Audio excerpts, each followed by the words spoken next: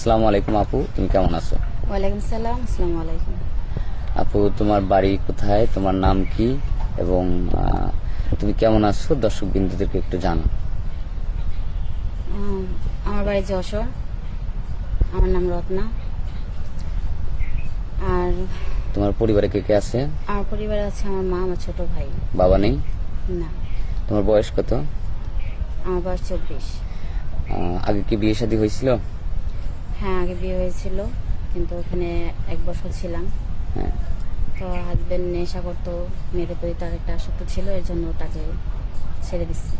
তুমি ছেড়ে দিয়েছো? হ্যাঁ। তাহলে একটু জোরে বলো, তুমি ছেড়ে দিয়েছো? হ্যাঁ, আমি ছেড়ে দিচ্ছি। ও, আচ্ছা, মানে স্বামীর সাথে আসলে তোমার ওইরকম ভাবে মানে সংসার করা মানে তোমার কাছে মানে অন্যরকম একটা বিষয় মনে হয়েছিল যে নেশা করে, হ্যাঁ, তাকে নিয়ে হয়তো 1 বছর তুমি ধৈর্য ধরে ছিলে। হ্যাঁ, চেষ্টা করেছিলাম যে ভালো কথা আসে কিনা, কিন্তু তার ভিতরে কোনো পরিবর্তন দেখি না। আচ্ছা। যে কারণে তাকে ফ্যামিলির মাধ্যম থেকেই ডিভোর্স করা হয়েছে। ডিভোর্স করা হয়েছে। এখন তোমার পরিবারের মানে পরিবারটা চালায় কে, মানে সংসার চালায় কে?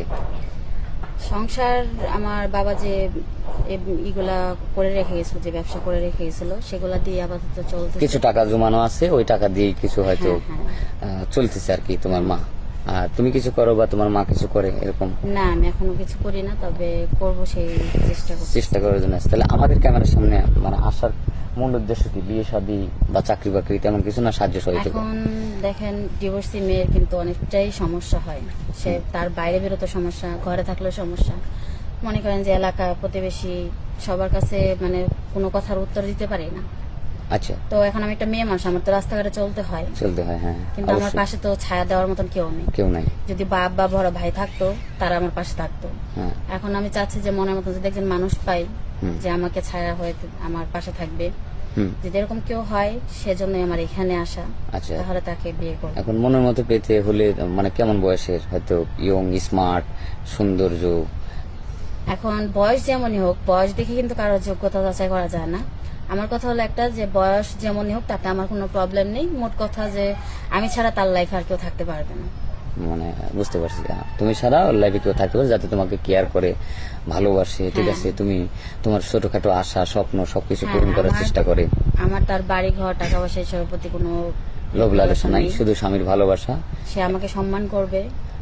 আচ্ছা, একজন স্ত্রী হিসেবে যে যোগ্য সম্মানটা দেওয়া দরকার সে দিবা, আমি তার জন্য সবকিছু করার চেষ্টা করবো। থ্যাংক ইউ, খুব ভালো কথা, খুব ভালো লাগলো। এখন তুমি কেমন ফ্যামিলি চাচ্ছ? যৌথ ফ্যামিলি না সিঙ্গেল ফ্যামিলি, যে শুধু স্বামী নিয়ে চোখে দেখতে যাচ্ছ? যৌথ ফ্যামিলি অনেক ভালো, কারণ সেখানে ঝগড়া ঝামেলা, তার মধ্যে খুনসুটি সবকিছু কিন্তু থাকবে, কিন্তু একা এক তো জীবনটা কিন্তু বড়ই কষ্টের। বড়ই কষ্টে যে স্বামী থাকবে, তার বাবা মা থাকবে না, তার বাবা মাকে আমার নিজের বাবা মাকে মতো দেখবো।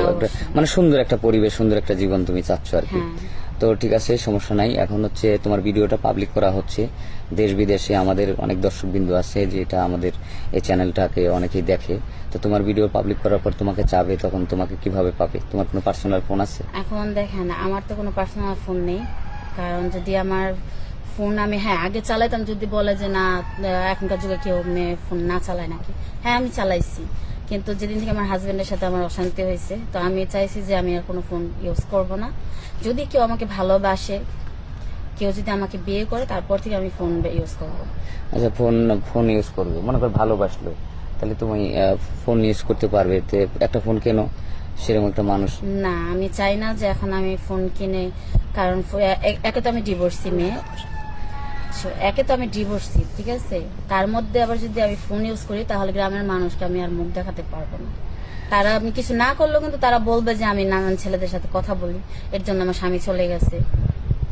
সুপ্রিয় দর্শক, শুনলেন এই মেয়েটির মুখ থেকে তার জীবনের গল্প। আর স্কিপ বাড়াবো না, কেউ অযথা ভিডিও কল দিবেন না। এই মেয়েটার কোনো পার্সোনাল ফোন নাম্বার নেই, যদি কেউ ফোন কল করেন আমাদের স্ক্রিনে আমাদের নম্বর দেওয়া থাকবে।